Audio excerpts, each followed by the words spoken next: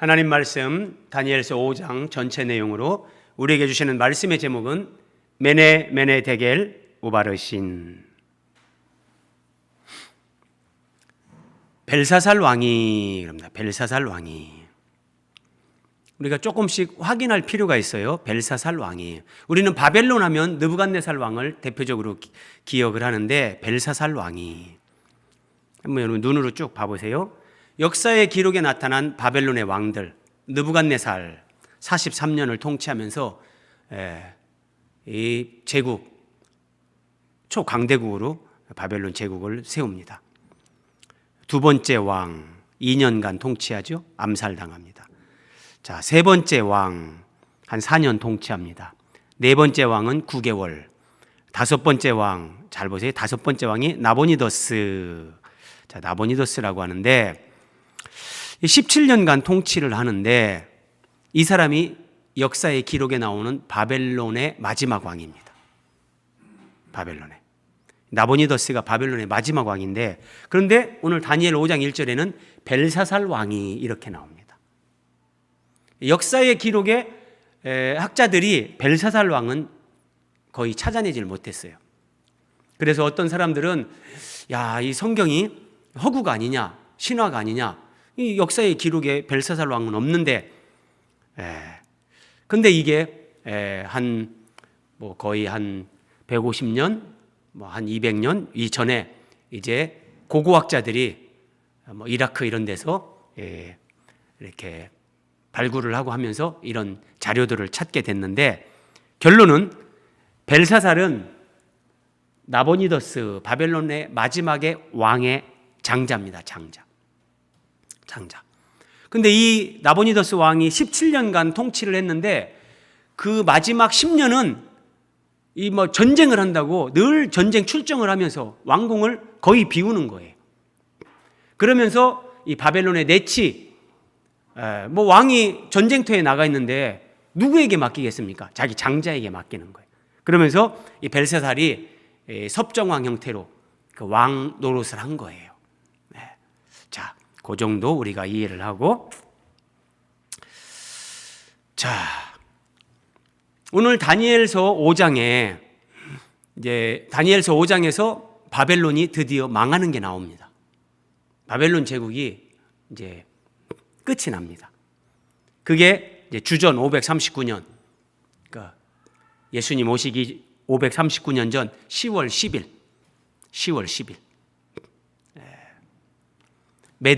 이 메데라는 제국, 바사라는 두 제국이 있었는데, 이 다리오 군대가 이 바벨론 궁중을 포위하고 있는 상황, 이렇게 이해를 하시고 오늘 본문을 보면 됩니다. 자, 이 나보니더스 왕은 전쟁터에 나갔다가 지금 이렇게 숨어 있는 상황이고, 벨사살 왕은 지금 이 왕궁이 포위가 거의 되어 있는데 벨사살 왕이 허세를 부리는 겁니다. 귀족 1000명을 위하여 큰 잔치를 베풀었다. 여기 1000명이라는, 1000이라는 숫자도 꼭 숫자적인 1000명이 아니라 바벨론 제국의 핵심 인물들, 정말 중요한 요직에 있는 사람들, 그들을 왕궁으로 불러 모아서, 야, 걱정하지 마. 지금 내 아버지 나보니더스가 전쟁터에 나가서 아직 돌아오지 않았고, 지금 이 왕궁이 포위당하고 어려운 것 같지만 걱정하지 마. 어떤 그런 정치적인 퍼포먼스를 보여주는 거예요. 어려울수록 정치인들은 이런 것들을 합니다. 자, 큰 잔치를 베풀고 1000명 앞에서 술을 마시니라. 한번 보세요. 벨사살 왕이 이렇게 하는데 근거가 있어요. 근거가.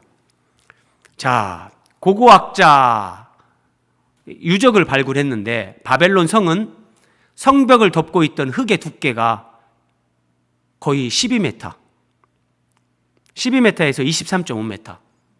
어마어마한 거예요. 성벽은 둘레가 96km, 한 변의 길이가 24km. 이거 3D로 만든 바벨론 제국의 어떤 그것을 제가 캡처를 했는데, 상상을 초월하는 거예요. 그리고 자, 동그라미 3번 보세요. 성 안팎으로 유프라테스 강이 흘러서 외부의 침입을 막으면서 도시에 물을 공급했어요. 이런 식으로요. 네. 유프라테스 강이 이렇게 마치 운하처럼, 그래서 바벨론의 이 왕궁을 보호해주는, 누구든지 쉽게 여기를 침략할 수가 없는 거예요. 그리고 걱정이 없죠. 성벽이라든지 건물 높이라든지, 거기에다가 이제 유프라테스 강, 이 어떤 운하를 통해 가지고 외부의 침입을 차단하는 이런 것들로 인해 가지고 이 벨사살 왕이, 바벨론의 왕들은 교만할 수밖에 없는 거예요. 어떤 누구도 우리를 침략할 수 없고 무너뜨릴 수 없다. 자기 확신에 차 있는 거지. 그래서 설사 포위당했다 할지라도 우리는 끄떡없다. 적군이 들어올 수가 없는 거예요. 그래서 큰 잔치를 베푸는데, 벨사살 왕이 술을 마실 때 한 가지 묘안이 떠오르는 거예요. 아, 그렇다, 이렇게 해야 되겠다 하면서 부친 느부갓네살이 예루살렘 성전에서 탈취하여 온 금그릇, 은그릇을 가져오라고 명하였다. 여기 오늘 다니엘 5장에 보면 부친 느부갓네살, 이 부친, 이 표현이 여러 번 나옵니다. 여기서 한 가지 짚고 넘어갑니다. 자, 벨사살은 바벨론의 신 벨, 여러 신이 있는데 그 중에 한 주신이에요. 또 벨이여 왕을 지켜주소서, 이게 벨사살이에요. 근데 이런 바벨론의 신, 그 우상과 연관된 이름을 가지고 있는 이 벨사살이 하나님의 성전의 그릇으로 술을 마신다. 이것은 그냥 술을 마시는 것이 아니라 바벨론의 신이 이스라엘의 하나님, 그 유일신을 이겼다, 이런 것들을 다시 한번 대내외적으로 공포하는 거고, 자, 지금 바벨론이 메데 바사의 군대에 포위당해 있다고 했어요. 제가 바벨론의 신은 메데 바사의 신도 이길 것이다. 그리고 바벨론은 영원하다. 바벨론은 결코 무너지지 않는다. 이스라엘의 하나님, 이집트에서 파라오를 항복시키고 이스라엘 백성들을 구출해내신 하나님, 그 하나님도 우리가 이겼다. 그 하나님을 섬기던 성전의 그릇으로 우리가 술을 마시자. 정치적인 퍼포먼스예요. 그런데 여러분 보세요. 여기에서 먼저 부친이라는 거, 그럼 왜 느부갓네살을 부친이라고 하냐? 여기에서 부친은 바로 아버지를 얘기하는 것이 아니라 직계 조상을 뜻해요. 이 고대 근동 지방의 어떤 언어적인 관습. 그런데 그 집안에서 가장 유명한 조상을 부친으로 표현하는 거예요. 그러니까 지금 이 벨사살에게 자기 아버지보다 느부갓네살이 더 유명하죠. 그래서 부친 느부갓네살 이렇게 표현한다는 걸 이해하시고요. 그래서 느부갓네살이 벨사살의 아버지다 이렇게 하면 역사적으로 그거는 우리가 역사적인 기록에서 그게 틀린 거기 때문에, 이런 고대 근동 지방의 어떤 언어적인 관습을 따라서 성경이 그대로 기록을 한 걸로 이해를 하면 전혀 문제가 없습니다. 자, 이에 예루살렘 하나님의 전 성소 중에서 탈취하여 온 금 그릇을 가져오매 왕이 그 귀족들과 왕후들과 후궁들과 더불어 그것으로 마시더라. 하나님의 성전에서 쓰여지던 금, 은 이런 그릇을 가져오게 하고 그것으로 술을 마시는 거예요. 술을. 그리고 술을 마시고는 어떻게 합니까? 금, 은, 구리, 쇠, 나무, 돌로 만든 신들을 찬양하니라. 각종 우상들을 찬양하는 거예요. 하나님의 성전의 그릇으로 술을 마시고. 자, 이것은 의도적으로 하나님을 모독하는 행위, 그리고 벨사살이 자신을 신격화하는 그런 의미가 여기에 함의되어 있어요. 이스라엘의 하나님, 유일하신 하나님을 모독하고 내가 신이다, 자기 신격화. 그래서 이것은 하나님이 보실 때 용서할 수 없는 선을 넘는 교만입니다. 자, 하나님이 사람들이 죄를 질 때마다 즉각적으로 개입해서 심판을 하시지는 않아요. 그런데 어떤 하나님이 너는 더 이상 안 되겠다, 정말 넘지 말아야 될 선을 넘을 때는 하나님이 손을 보십니다. 지금 벨사살이 하나님의 성전에 그릇을 갖다가 거기에다가 술을 따라서 술을 마시고 온갖 우상들을 찬양했다는 것은 하나님이 보실 때 선을 넘는 거예요. 자기 죽음을 지금 자기가 자초하는 거예요. 네. 자, 여러분, 저는 다니엘서 묵상하면서 이 말씀이 제일 처음에 좀 이상하게 느껴졌어요. 다니엘서 1장 2절에 하나님께서 유다 왕 여호야김과 하나님의 성전의 그릇 얼마를 느부갓네살의 손에 넘겼다 그래요. 그래서 여호야김 왕과 다니엘과 이런 세 친구와 또 많은 포로들과 그리고 하나님의 성전의 그릇 얼마를 바벨론으로 가져갔어요. 근데 저는 이 말씀을 처음 다니엘서 묵상할 때 이상하게 느껴진 게 뭐냐면, 하나님께서 이거를 이제 허락하셨다는 건데, 손에 넘겼다는 건 하나님이 허락하시는데 왜 하필, 잘 보세요 여러분, 하나님의 성전의 그릇 얼마를 느부갓네살의 손에 넘기셨을까? 하나님 성전에 예를 들어서 언약궤가 있고 금초대가 있고 떡상이 있고 번제단이 있고 여러 가지가 있잖아요. 근데 그런 것들을 가져갔다 직접적으로 언급은 하지 않고 하나님의 성전 그릇 얼마를 그래요. 그릇. 저는 이걸 보면서 좀 이상하다. 하나님이 왜 그릇을 느부갓네살의 손에 이걸 넘겼을까? 제가 좀 의아하게 생각을 했어요. 근데 이 다니엘서 5장에 답이 나오는 거예요. 하나님 성전에 그릇을 얼마를 넘겼는데 그 그릇으로 느부갓네살의 외손자가 되는 벨사살이 귀족들과 후궁들과 더불어서 술을 마시는 거예요. 그것으로 마시더라. 여기에 하나님이 행하시는 하나님의 섭리의 손길, 이게 나타나는 거예요.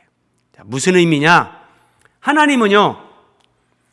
하나님께서 유다의 왕과 하나님의 성전의 그릇 얼마와 믿음의 사람들을 느부갓네살이 포로로 끌고 가고 물건을 탈취해 갈 수 있게끔 허락하셨는데, 그렇게 하실 때 이미 하나님은 바벨론을 심판하기로 작정하신 거예요.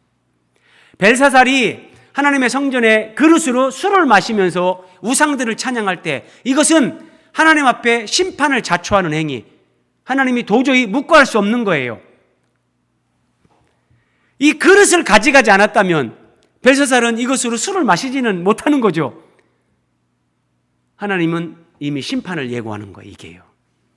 한번 보세요 여러분. 저는 이렇게 정리가 됩니다. 하나님을 부정하는 사람들, 불신자들이, 느부갓네살이 하나님의 성전에서 그릇을 탈취해 갑니다.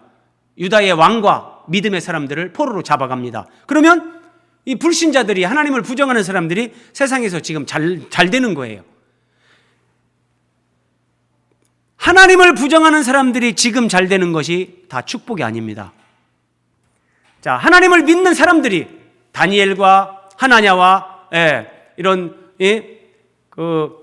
하나냐, 미사엘, 이런 사람들이 잡혀갔어요. 근데 하나님을 믿는 사람들이 지금 어려움을 겪는 것이 다 불행이 아니다. 3번 보세요. 제가 말씀드린 대로 느부갓네살은 예루살렘 성전에서 그릇을 가져가며 승리에 도취했지만 그 승리는 심판을 자초하는 승리, 심판이 예고되는 승리예요. 진정한 승리가 아니에요. 그런데 바벨론의 믿음의 사람들이 포로로 끌려갈 때 그것은 사람의 눈에 불행으로, 재앙으로, 하나님 앞에 뭘 잘못해서 저렇게 하나님 앞에 정말 징계를 받나, 심판으로 사람들 눈에 그렇게 보입니다. 그렇지만 믿음의 사람들이 지금 당하는 그 고난과 불행은 하나님의 남은 자로서 회복이 약속된 고난입니다. 너희들은 바벨론의 포로로 끌려가겠지만 내가 너희들과 함께 바벨론에 가겠다.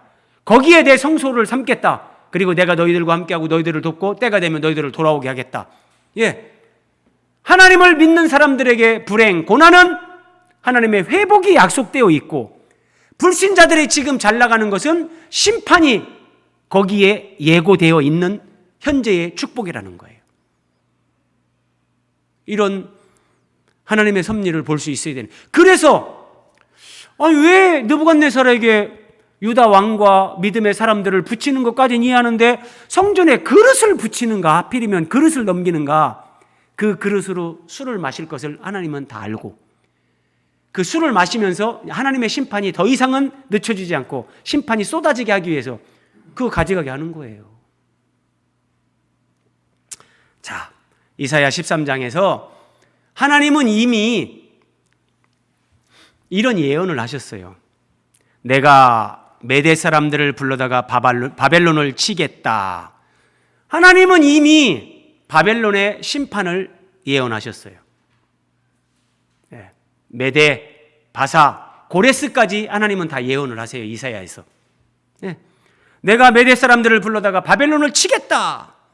그래서 그 바벨론이 세계 만국 가운데서 진주와 같고 가장 자랑스러운 나라이지만 마치 소돔 고모라처럼 그렇게 망할 것이다. 하나님이 이렇게 예언하셨는데 이런 예언이 성취되는 도구로 하나님의 성전의 그릇으로 술을 마시는 그런 하나님 앞에 도전하는 행위를 벨사살이 하는 거예요. 그리고 하나님은 주권적인 섭리 안에서 그걸 그냥 허용하셨던 거예요.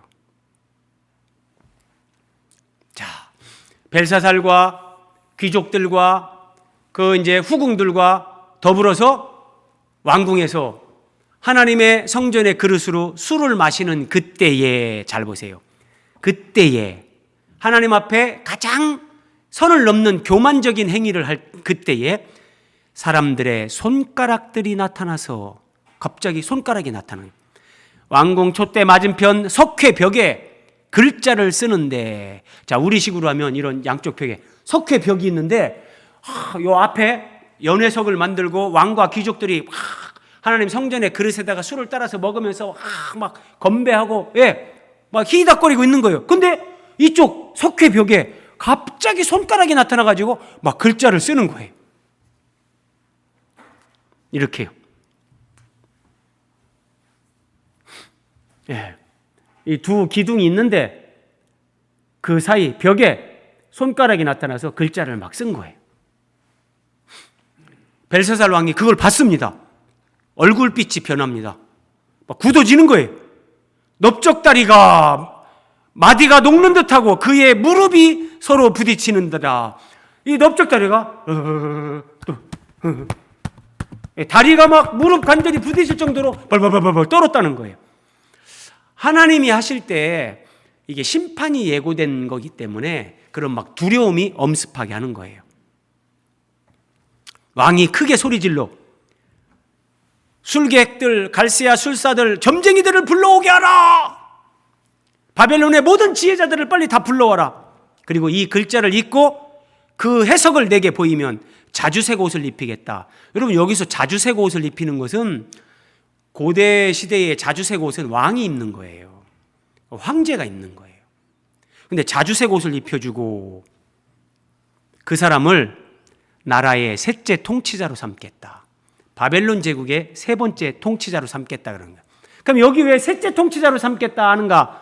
앞에서 설명드린 거. 그럼 이해가 되는 거예요. 첫째 통치자가 나보니더스, 벨사살의 아버지. 둘째가 지금 벨사살, 섭정왕 노릇을 하고 있는 벨사살. 그러니까 그 다음 사람을 최고 높여주는 게 세 번째 통치자가 되게 하는 거예요. 여러분, 요셉은 파라오가 요셉을 총리로 세울 때 둘째로 세우는 거죠. 두 번째 통치자로. 셋째가 아니에요. 그런데 나라의 셋째 통치자로 삼겠다. 이런 역사적인 배경을 다 가지고 지금 이런 표현이 다니엘 5장에 몇 번 반복되게 해서 나오는 거예요. 자, 그런데 이 바벨론의 모든 지혜자들, 점쟁이들이 다 모여도 그 해석을 벨사살 왕에게 알려주지 못하는 거예요. 아, 왕이요, 도대체 모르겠는데요. 그때 왕비가 잔치하는 연회석에 들어옵니다. 그리고 왕비가 벨사살 왕에게 말합니다.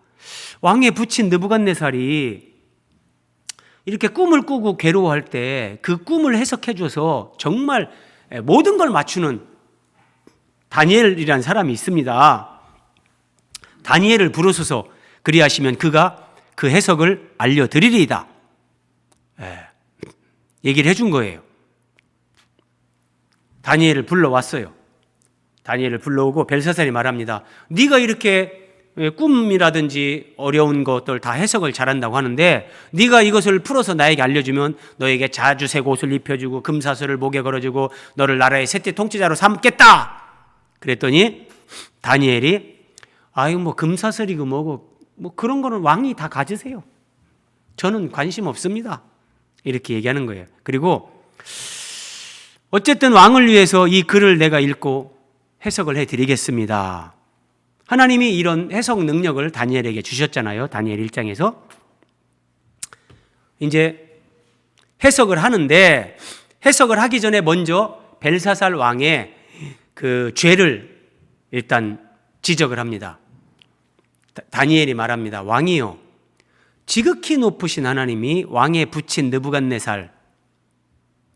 느부갓네살이 마음이 높아져서 그가 교만을 행함으로 그의 왕위가 폐한바되고 왕궁에서 쫓겨나서 7대, 여러분 이게 지난주 다니엘 4장 얘기예요.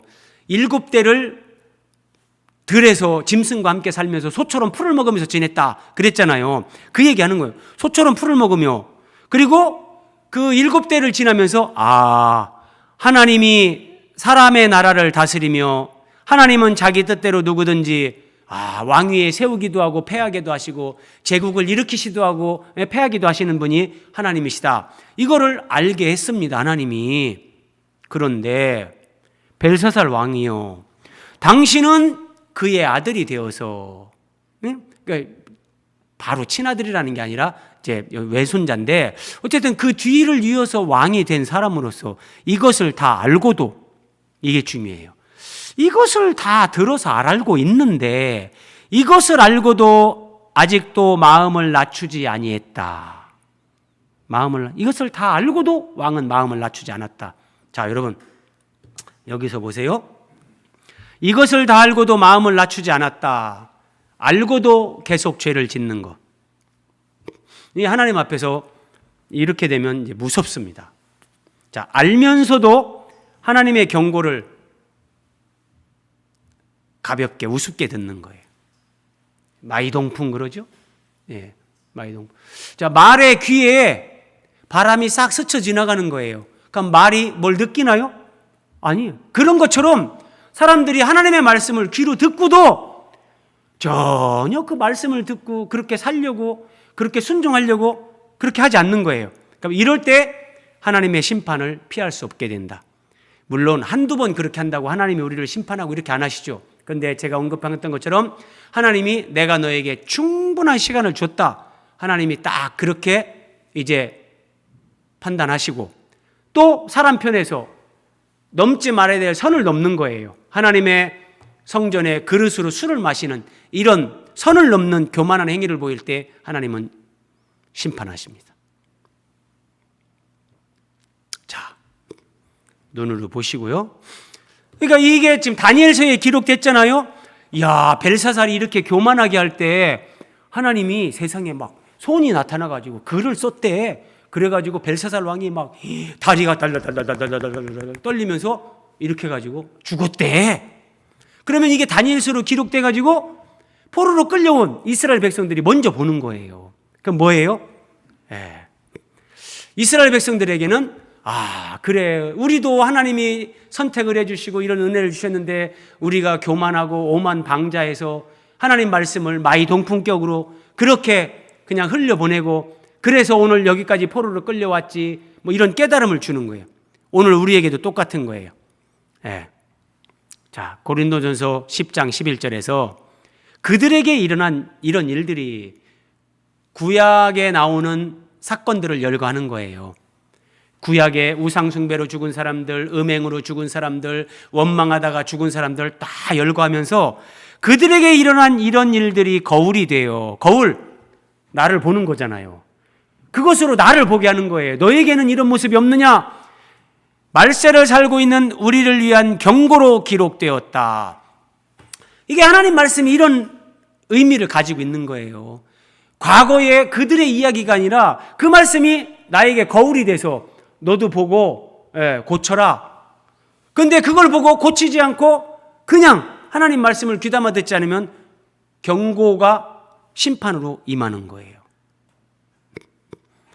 다니엘이 계속해서 말합니다.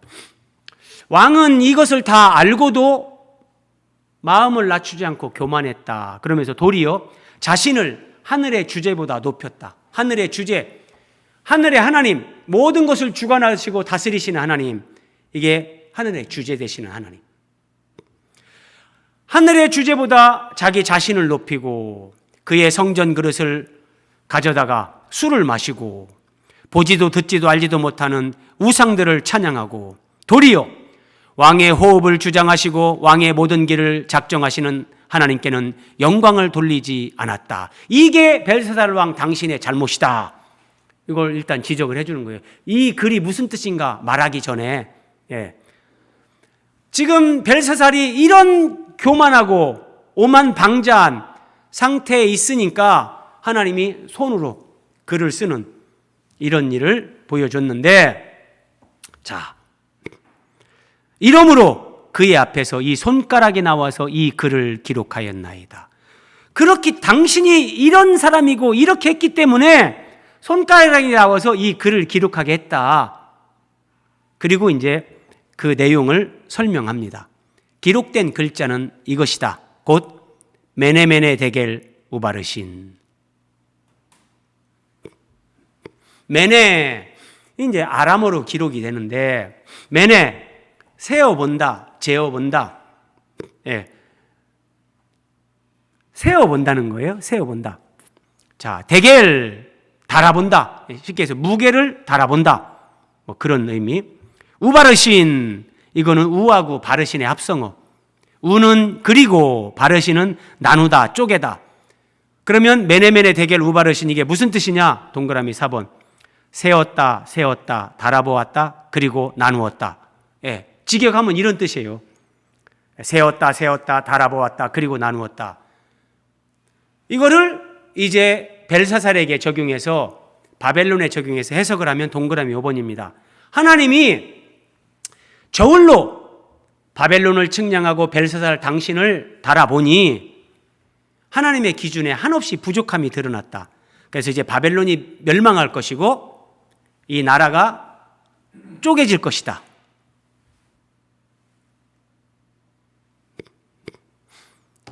자, 제가 먼저 해석을 설명을 드렸는데 다니엘이 이렇게 합니다. 26절. 메네메네 데겔 우바르신, 이 글을 해석하건대 메네는 하나님이 이미 왕의 나라의 시대를 세워서 그것을 끝나게 하셨다.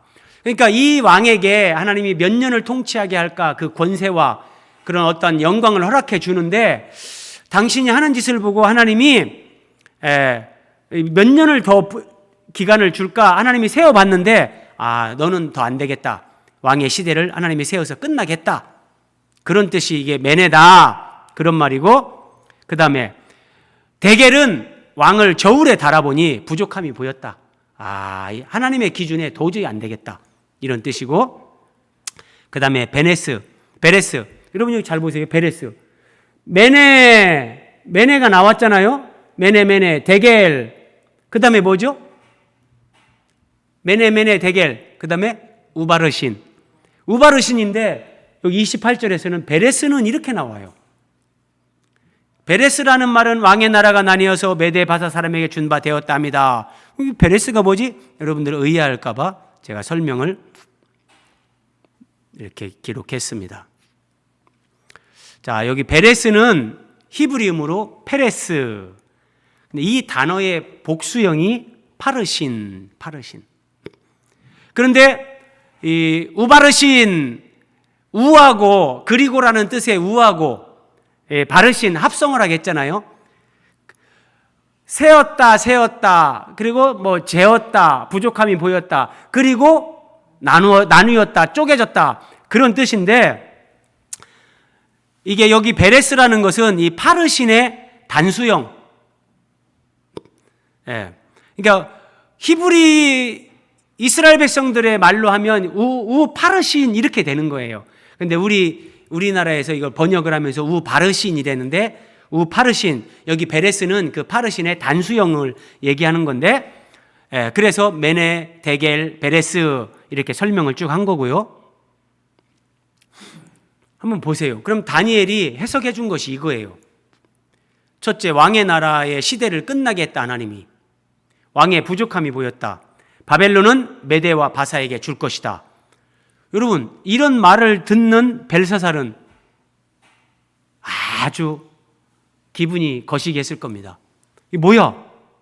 이제 바벨론도 메대와 바사 나라에게 멸망한다는 거고, 나도 이제 끝났네. 왕의 시대가 끝났네. 그럼 여러분, 이런 말 들을 때 일반적인 왕들 같으면 당장 저놈의 목을 쳐라! 다니엘을 죽이고 싶을 거예요. 근데 감히 그렇게 하지 못하는 거예요.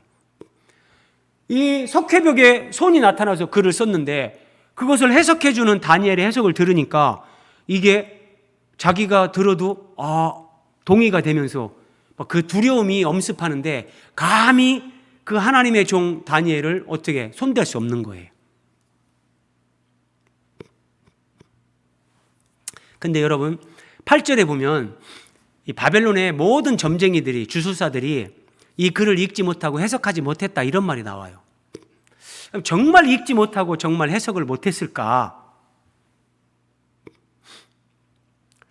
글을 읽지 못한 거는 아닐 거예요. 그런데 이 사람들이 도저히 모르겠습니다 라고 한 것은 그럼 다니엘이 해석한 거 이거를 벨사살 왕한테 직고할 수 있겠습니까? 하나님이 왕을 이렇게 세워봤는데 왕의 연수가 끝났습니다. 저울에 달아봤는데 부족함이 부여서 끝났습니다. 그리고 바벨론은 메대와 바사에게 나눠준답니다. 이 말을 바벨론의 주술사들이 벨사살 왕한테 한다고 해보세요. 그 자리에서 그거 죽는 거지 못 삽니다. 어디 이런 당장 죽여라. 그래 다니엘은 이 말씀의 해석을 바벨론 벨사살에게 전하면서 자기 목숨을 내놓아야 되는 거예요. 저는 여기서 설교자로서 이런 생각을 해보는 거예요. 설교자는 이 다니엘과 같이 하나님 말씀을 그대로 전해야 되는 거예요. 이야, 내가 이렇게 설교를 하면 사람들이 부담스러워하고 우리 교인들 줄어들겠는데 이러면은 하나님이 그걸 모르십니까? 야, 네 잔머리 굴리네? 그럼 하나님이 그거 더 그냥 안 두십니다. 예. 하나님 말씀 그대로 하나님이 깨닫게 하시는 은혜 주시는 그대로 예.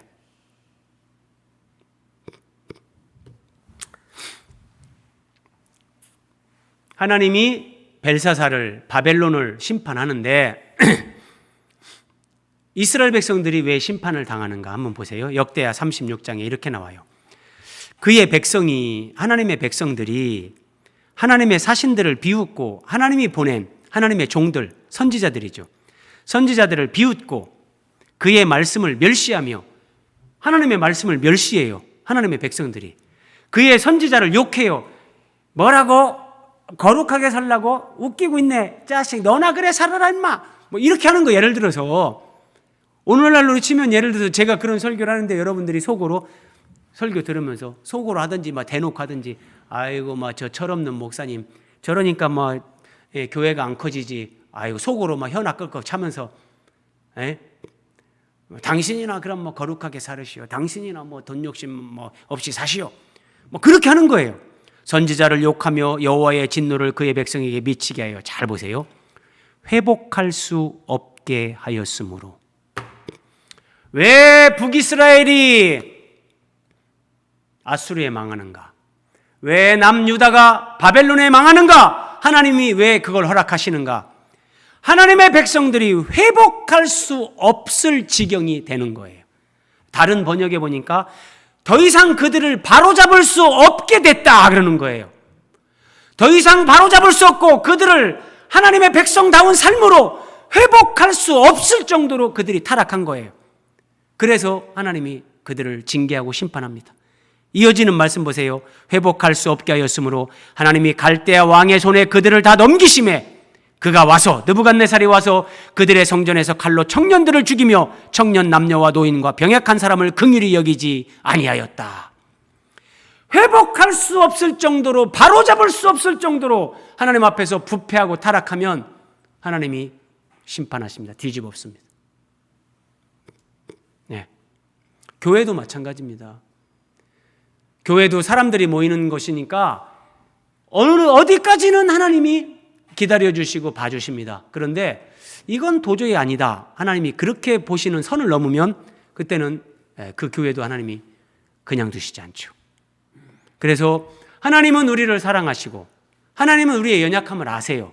그래서 오랫동안 기다려주세요. 그러나 하나님의 오랫동안 기다려주심, 하나님의 자비는 무한정이 아니에요. 때가 차면 그 기한이 차는데도 돌이키지 않고 회복할 수 없을 정도로 바로잡지 못할 정도로 그들이 타락의 길로 가면 하나님이 아시리아 제국을 바벨론을 들어서 치십니다. 그게 사랑이니까요. 그게. 그랬더니 벨사살이 다니엘의 해석을 듣고 자기가 말한 대로 나라의 셋째 통치자로 삼았습니다. 뭐 이런 것을 뭐 다니엘은 기뻐하고 그런 건 아니죠? 자, 그리고 오늘 마지막 말씀 31절로 끝나는데 그날 밤에 자, 그날 밤은 벨사살 왕이 하나님의 성전의 그릇에 술을 담아서 술을 마시면서 잔치를 벌이고 다니엘이 와서 메네메네 데겔 우바르신 그 뜻을 해석해 주면서 왕의 시대는 끝났다.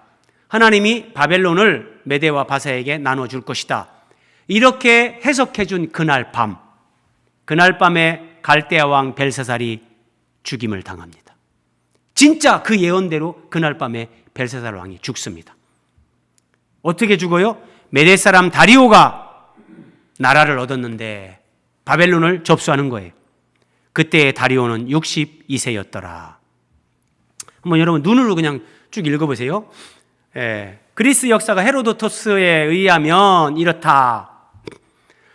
고레스, 그러니까 이 고레스와 메대왕 다리오가 연합을 해서 바벨론을 공격하는데 고레스가 수문을 여는 거예요.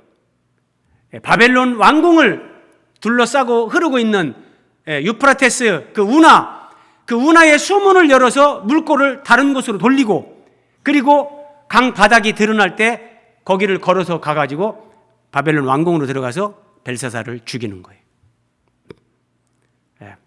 그리고 한번 3번 보세요. 동그라미 3번. 고레스는 다리오와의 관계, 다리오가 고레스의 외삼촌.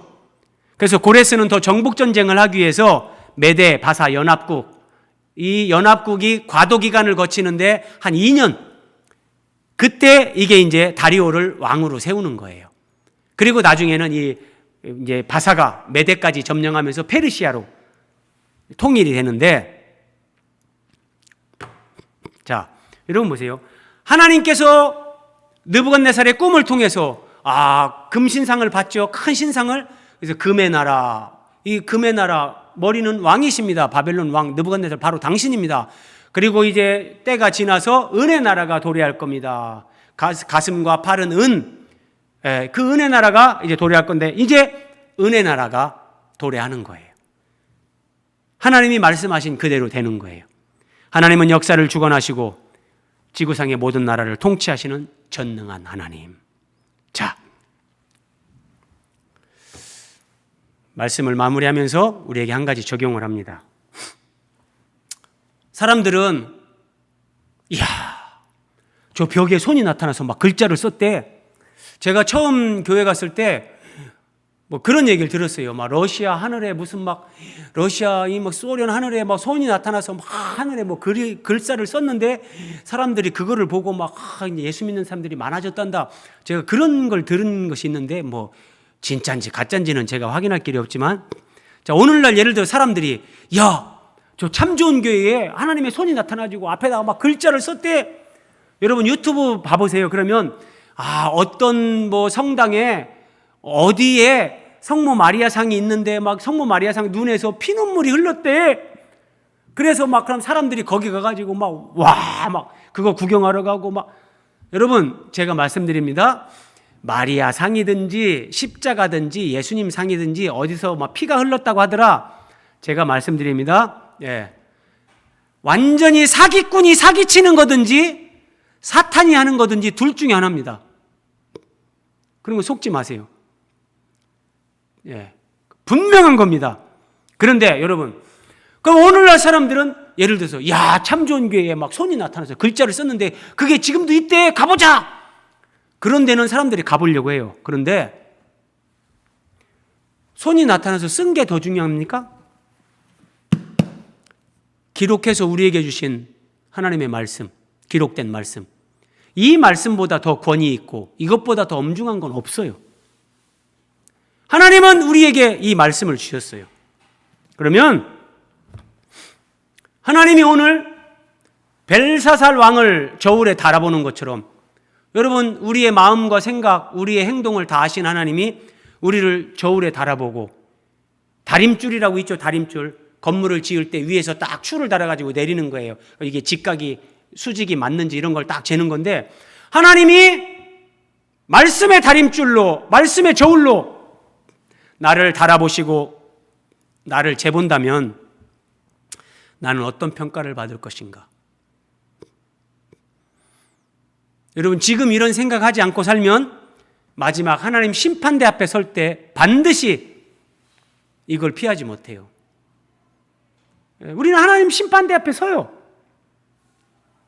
물론 하나님이 용서하시고 예수 그리스도 안에서 우리를 용서하시고 덮어주시고 그런 은혜가 있지만, 그럼에도 불구하고 우리의 마음, 생각, 행동 이런 거에 대해서 하나님이 심판하시는 과정은 있습니다. 그래서 두렵고 떨림으로 구원을 이뤄가야 된다. 자, 여러분, 벨사살 왕은 그날 밤에 자기가 죽을 것도 모른 채 큰 잔치를 벌입니다. 자기가 그날 밤에 죽을 것도 모르고 잔치를 벌이는 거예요. 우리 인생이 그래요. 우리는 언제 죽을지 몰라요. 자, 여기와 연결되는 말씀이 있어요. 예수님이 이렇게 말씀하셨어요.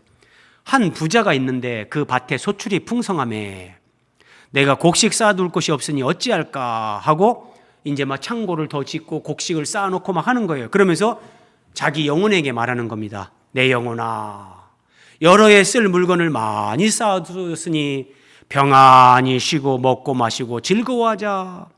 이게 지금 벨사살이 잔치를 벌이는 거랑 똑같은 거예요. 평안히 쉬고 먹고 마시고 즐거워하자.